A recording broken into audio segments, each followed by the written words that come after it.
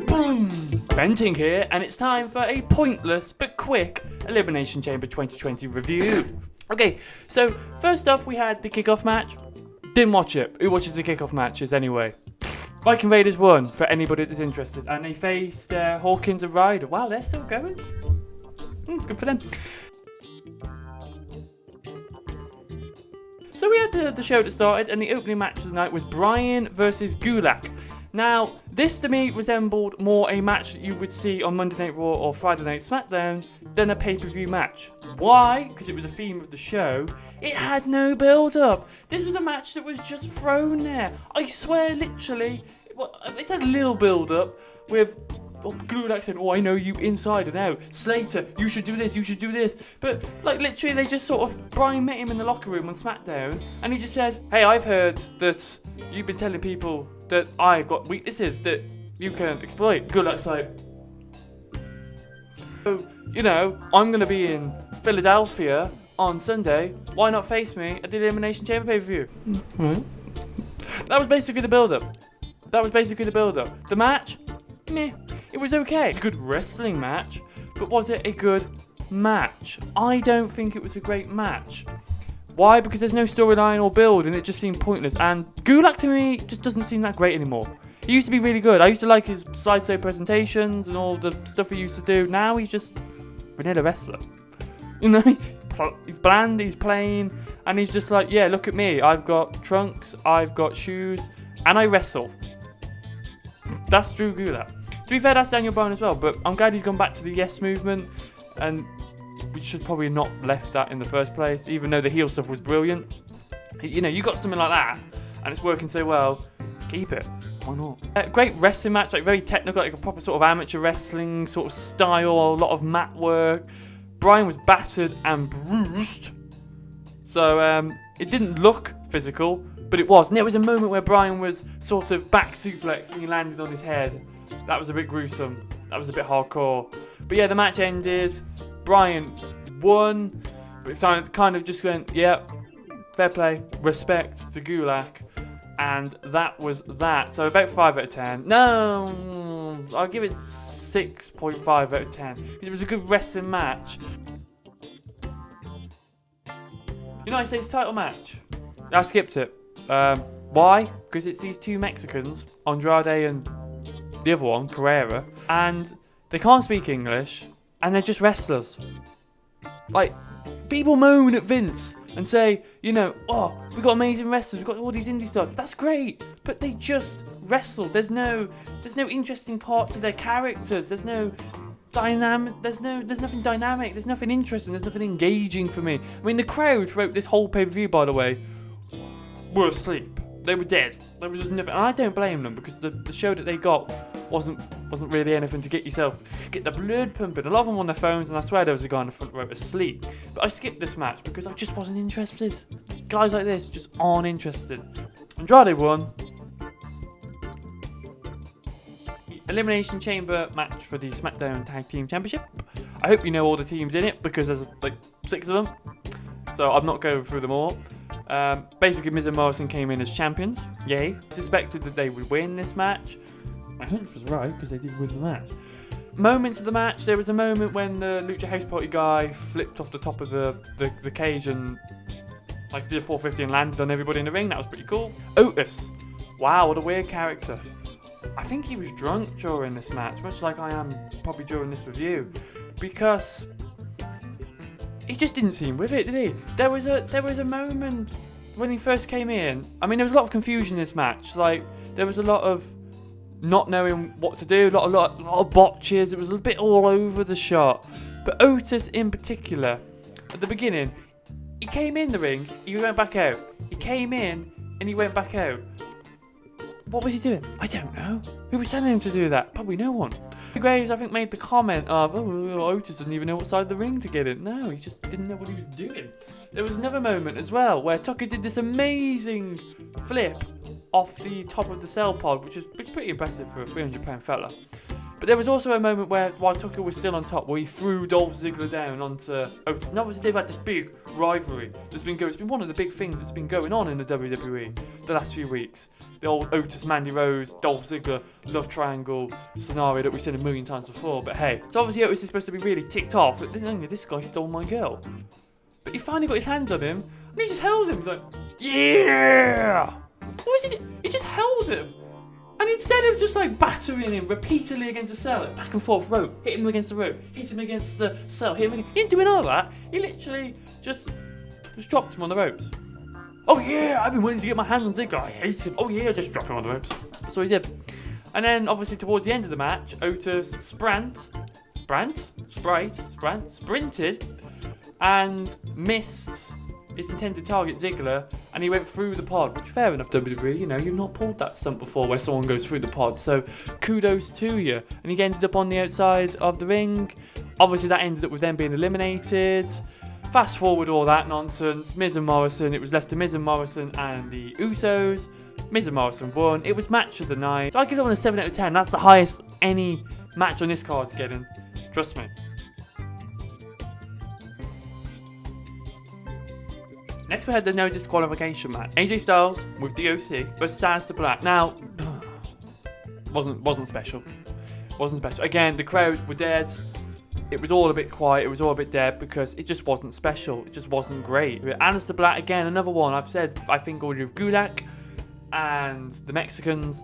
Just seems pretty vanilla, plain. He's got a character. He's got a gimmick, but I don't know. There's just nothing there for me with Aleister Black. But yeah, the match wasn't really about Black. It was about Styles. It was about The Undertaker. Obviously, The Undertaker appeared towards the end of the match, which actually finally woke the crowd up because they'd been asleep for the first hour and a half. And all it took was the flipping Undertaker to actually wake them up. So yeah, you know, the gong goes off during the match. He ends up in the ring. He's choking Gallows and Anderson.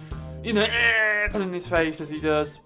So Undertaker-like. You know, he disposes of them. He chokeslams Styles again. It was a better chokeslam than the one he did at the Saudi pay-per-view. And then obviously, gong goes again. He disappears. Black comes in. Like, what's been going on here? What's up with that? What's up with this? And he just Black Masters him, fades him to black, and he picks up the win. So obviously that's setting up Styles and Undertaker. Is that the right match for Styles at Mania? Is that the right match for Taker? Should Taker still be here? When you look at the lack of stars that they've got at the minute and just superstar creativity or whatever's going on with the creative department of WWE, they kind of need the Undertaker at WrestleMania. So yes, and Styles is so charismatic. He's just seems to be just enjoying himself. So it probably is a good match for WrestleMania. But the actual match, Black Styles, 6 out of 10. It's average, nothing more.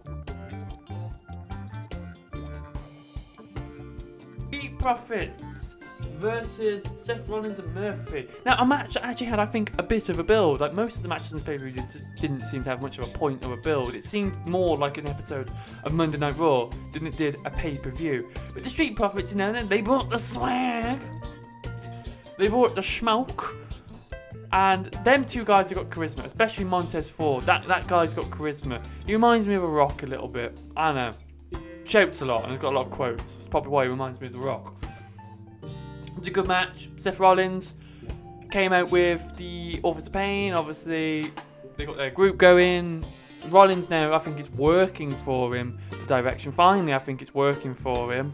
He's found something that sticks and works and he can grow with. Because before, he's just been trying to find his feet in the WWE. I think he's finally now climbed up the imaginary ladder and his toes are finally out of the dip water. This is making no sense. But he's finally found his feet. My cat's crying.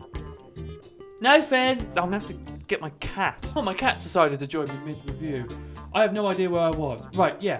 Raw Tag Team title match. So it was the joint best match of the night. It was quite good. Good moments. Loved the energy and the charisma, which the Street Profits bring. The cat's going under my bed. God, I'm back. Rearranging my bed. Flipping cats in my room. It's all going on. Unlike the Elimination Chamber pay-per-view. So yeah, Montez Ford, the guy's got character, he's got charisma, he makes the matches engaging, and he adds a bit of excitement, which is what the damn company and these pay-per-views are missing at the minute. And it was a good match because of it. But halfway through, AOP obviously get involved, as you would have 100% expected. Viking Raiders come out and sort of dispose of them, and then they fight, and then them four end up backstage, which leaves just Rollins and Murphy. They all get exposed. I can't even remember how it ended. That's really bad. But basically, it was Murphy, and he got pinned by the Street Profits, and the Street Profits are still the tag team champions, which is good. I give the match a 7 out of 10. I give that a joint with the Chamber as the best match of the night. Intercontinental Championship match, I skipped it. It was another one I skipped. I think it was Sami Zayn, Nakamura and Cesaro. I don't know why they're together. I don't know why they're a team. I don't know what's going on, but they are. It was against Strowman. Sami Zayn's now the champion. He won the match. Considering I still thought he was managing Nakamura and now he's Intercontinental Champion, no idea what's going on there, but it's happened and he's the champion. And I think I saw a stat, it was his first title in like 1,800 days in WWE. Since the NXT title? Because he never won a title on the main roster. Well, clearly not, because I've just read the statistic. Okay? And on to the main event. Well, that was fun. Main event was good. Being sarcastic. The main event was not good. Why this was the main event of the show? You know it was going to be a bad show. You know that there was going to be no crowd interaction. You know that it was just a filler for WrestleMania. And I'm going to call it just totally abysmal. The main event was abysmal. Worst chamber match I've seen. Full stop. We all knew Bayley was going to win. We all knew she was going to win it decisively. It was bloody obvious. So, you know, one by one, Bayley eliminates them by doing the same combination of a slam, a kick to the face, and then choking them out. They either tapped out or they passed out. That was the gist of the match, and it went all the way. She eliminated everybody, one by one, as they come out the pods in the end. Like when she came in, she eliminated like 2 of them. Then one by one after that, she eliminated them all until it was her and Asuka. Asuka, oh my god, Asuka's just annoying because I just say everything in Japanese. She says everything in Japanese in that pod. I used to like Asuka, now she's just annoying. Learn English. You've been in the country for like years, 4 or 5 years. Learn English. It's just annoying when you keep shouting in Japanese. And then, yeah, so the final 2 was Baszler and it was Asuka. Bit of back and forth, but Baszler dominated it and won the match with the same combo that she used to eliminate everybody else. And that was the end of the pay-per-view. What an anticlimax. It was such a bad match. It wasn't really a match. It was just Baszler beating down 5 other women to challenge Becky Lynch at WrestleMania. How bad? It was your main event. There was no title line. It's a number 1 contendership match. And it was that dull. The worst chamber match I've watched. I give it a 2 out of 10. It was that bad. I'm not kidding you. God, it was awful. Baszler versus Becky at WrestleMania. I'm sure Vince is chuffed because I don't know if you've seen the reports, but Vince doesn't seem very fond of Shayna Baszler because she's getting no reaction. I hate to say it, Vince, but nobody's really getting a reaction at the minute. If you watch that pay-per-view, it is dead in there. The only people that get a reaction are like the Street Profits and the Undertaker. I can only remember them being involved in those matches. I think they chatted "This is awesome" a few times during the tag team Elimination Chamber match. That's when you know it's a bad pay-per-view, and that one was the one that warranted the "This is awesome" chance. But yeah, Vince isn't a fan of Baszler. I don't think he really cared about that pay-per-view. I think he's too focused on the XFL, if I'm going to be honest. Now so he's just like, do what you do what you want, Trips, do what you want with it. I just don't care anymore. I'm too old to care. I'm too rich to care. So yeah, it was a very anticlimactic end to the pay-per-view. If I had to give the score for the whole pay-per-view, I'd give it a 3 or 4 out of 10. The worst pay-per-view I think I've watched of the modern WWE era.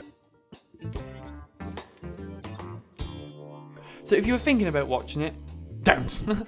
Just watch the highlights. You'll get more than what you need out of the highlights. So if you happened to like my little quick ramble, if you've enjoyed it, if you've taken anything from it, if I've saved you from actually watching the show because I've reviewed it a 3 out of 10, just don't watch it. Just watch the highlights. I'm saving you a subscription to the network here. Or using your friend's account like most people. Can you still do that? I don't even think you can. But yeah, you know, like, comment, subscribe, what all the other YouTubers say at the end of their videos. That's my quick review for Elimination Chamber 2020. I'm out, guys. Peace. My God, bring on WrestleMania. It can't be any worse than that.